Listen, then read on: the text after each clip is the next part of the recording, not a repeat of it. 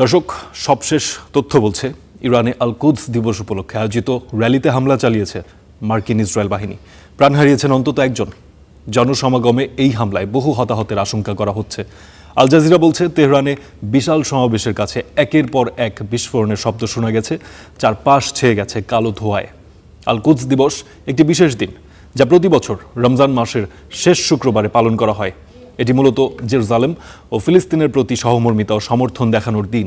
মধ্যপ্রাচ্য যুদ্ধের দ্বিতীয় সপ্তাহেও পাল্টা আক্রমণ চালিয়েছে ইরান। ইসরায়েলের উত্তরাঞ্চলে আঘাত হেনেছে ইরানের ব্যালিস্টিক ক্ষেপণাস্ত্র।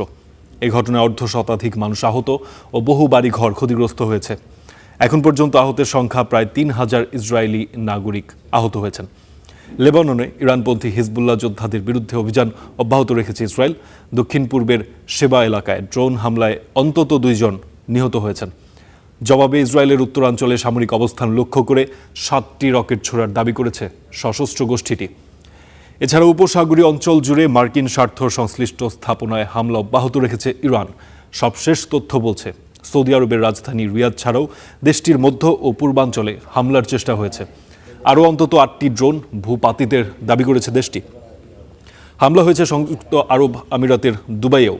প্রত্যক্ষদর্শীদের ধারণ করা ভিডিওতে দেখা গেছে যে বুর্জ খলিফার কাছে সেন্ট্রাল দুবাইয়ের বাণিজ্যিক এলাকায় ধোঁয়া উঠছে।